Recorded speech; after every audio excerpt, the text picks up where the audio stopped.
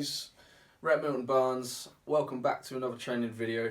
I'm going to be teaching you today 2 bodyweight back exercises that you should be doing to be keeping your back growth going well, okay?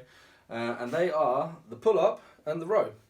If you look at any athlete that's got that nice V taper and sort of like that, you see the big deadlifters with their big sort of like thick backs, and the bodybuilders with that V shape that they've got.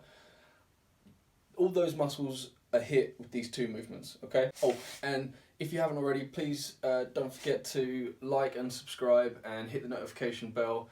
If you like this content, then you can stay up to date with everything else that I'm going to be bringing out for you.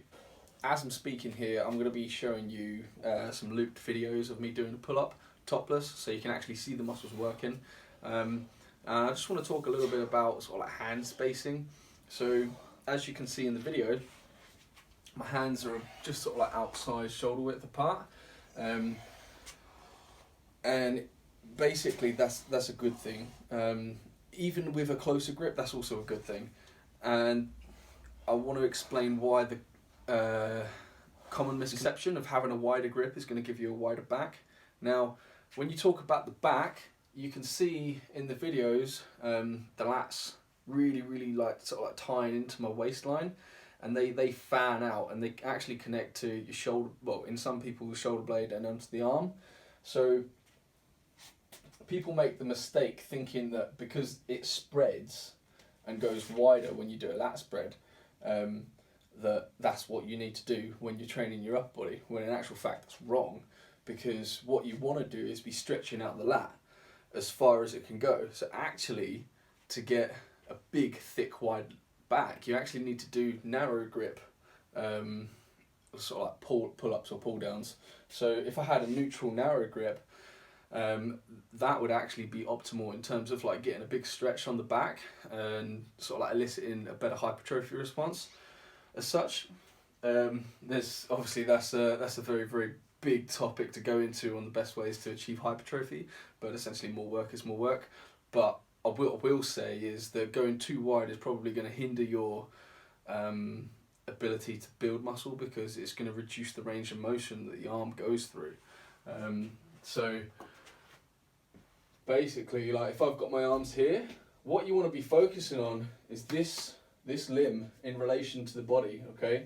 If I've got a close hand position and I hit the bottom of the pull-up, look where the elbow is in relation to my body. It's almost straight up. Whereas if I'm on a wide grip, say if I had my grip out here, the elbow is this much further away from my body, right?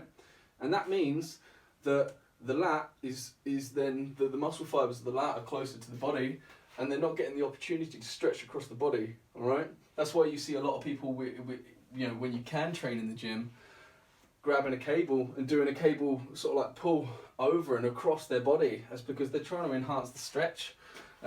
So really what we need to be doing if you want a big stretch and develop your back well is getting a nice close grip and really stretch it out, okay?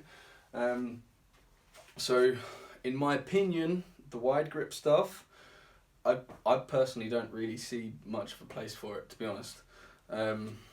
So for me, generally, a nice kind of like just outside shoulder width grip is fine for most pull-ups. Same for the row that you can see in the videos as well.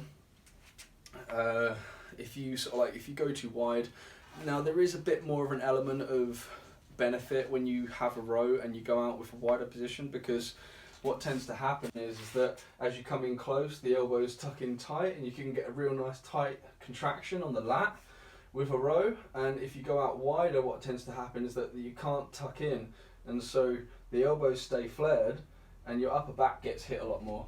So that's going on to why those 2 exercises hit the broad spectrum of muscle tissue that's in your back. Because with a row, if you get your hands out a bit wider, you're typically going to hit the traps and the rhomboids a lot more, and that's going to really help balance out that lower muscle tissue that you're getting with the lower fibers of the lats and the lower traps with the vertical pull. The other point that I wanted to talk about is scapular depression. and making sure that you're controlling your shoulder blades and pulling them down.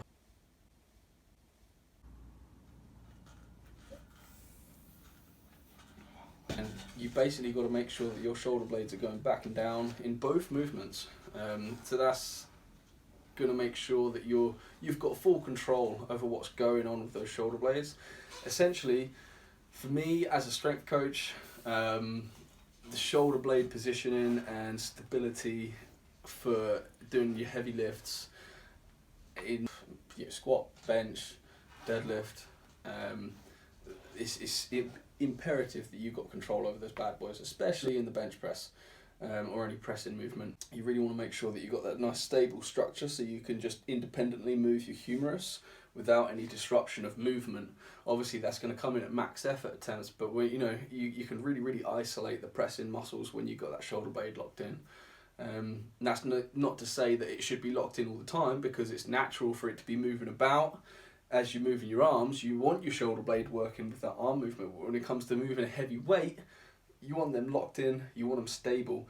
And so that's another reason why these two exercises, or any back exercise, is going to be great, because it's going to be developing that muscle tissue that is responsible for creating that stability. Okay, so they're my two main bodyweight back exercises that I would recommend, highly recommend, invite you to develop, train.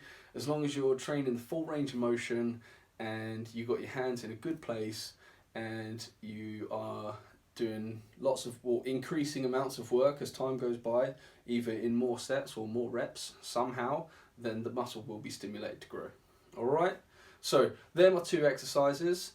I hope you like them. If you've got any questions, make sure you put them in the comments section. If you haven't already, please subscribe, like, and hit the notification bell for me. The more support I get, better. So thank you very much for watching, and I'll catch you in the next video. Thank you.